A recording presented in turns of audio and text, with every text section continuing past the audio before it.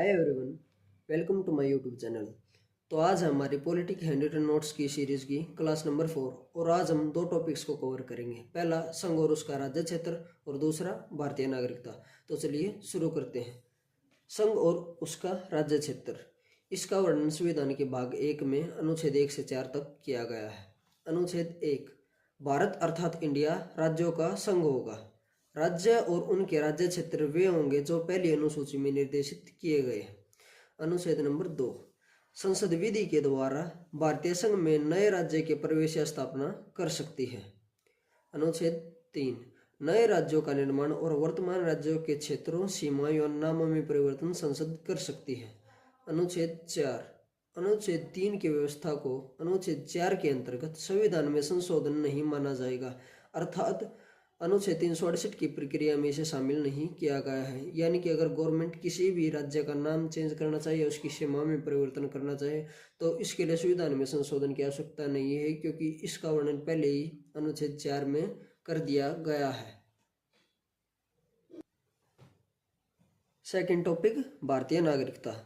इसका वर्णन संविधान के भाग 2 में अनुच्छेद 5 से 11 तक किया गया है। अनुच्छेद 5, संविधान के प्रारंभ पर नागरिकता। प्रत्येक नागरिक जो संविधान लागू होने के समय भारत के राज्य क्षेत्र में अधिवास करता है, वह भारत का नागरिक माना जाएगा यदि वह निम्न में से कोई एक शर्त पूरी करता है। पहली, वह भारत राज्य क्षेत्र में जन्मा हो। दूसरी, उसके माता पिता में से कोई एक भारत राज्य क्षेत्र में जन्मा हो। तीसरी, जो संविधान के प्रारंभ से ठीक पहले कम से कम 5 वर्ष तक भारत के राज्य क्षेत्र में मामूली तौर से निवासी रहा हो, वह भारत का नागरिक होगा। नेक्स्ट, अनुच्छेद नंबर 6, पाकिस्तान से भारत आने वाले व्यक्तियों की नागरिकता के बारे में इसमें बताया गया है। यदि कोई व्यक्ति पाकिस्तान से भारत आया है और उसके माता पिता या दादा दादी भारत में पैदा हुए हों और वह निम्न 2 शर्तों को पूरा करता हो, तो वह भारत का नागरिक माना जाएगा। पहली, यदि वह 19 जुलाई 1948 से पूर्व भारत आया हो, या यदि वह 19 जुलाई 1948 या उसके पश्चात भारत आया हो।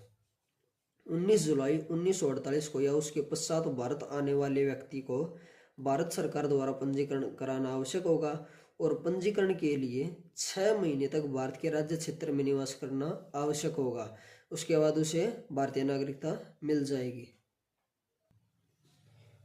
19 जुलाई 1948 को क्यों चुना गया? क्योंकि इसी दिन से भारत से पाकिस्तान और पाकिस्तान से भारत प्रवास के लिए अनुमति पत्र प्रणाली शुरू हो गई थी। नेक्स्ट है अनुच्छेद नंबर 7, भारत से पाकिस्तान जाने वाले व्यक्तियों की नागरिकता। यदि कोई व्यक्ति 1 मार्च 1947 के बाद भारत के राज्य क्षेत्र से पाकिस्तान के राज्य क्षेत्र में चला गया है, तो वह व्यक्ति भारत का नागरिक नहीं माना जाएगा।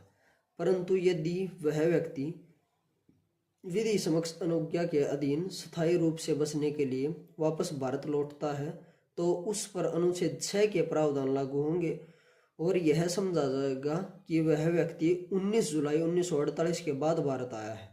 नेक्स्ट, अनुच्छेद नंबर 8, भारत के बाहर रहने वाले भारतीय मूल के व्यक्तियों की नागरिकता।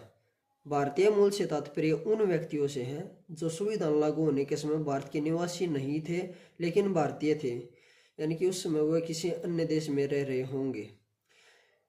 ऐसे व्यक्ति को नागरिकता प्राप्त करने के लिए जिस देश में वह निवास कर रहा है, वहां भारत के राजनयिक या वाणिज्यिक दूतावास प्रतिनिधि के समक्ष अपना पंजीकरण कराना है। उसके बाद उसे भारत का नागरिक मान लिया जाता है। नेक्स्ट है अनुच्छेद नंबर 9, विदेश की नागरिकता स्वेच्छा से अर्जित करने वाले व्यक्तियों की नागरिकता। यदि कोई व्यक्ति स्वेच्छा से विदेश की नागरिकता अर्जित कर लेता है, तो उसकी भारतीय नागरिकता स्वतः समाप्त हो जाएगी।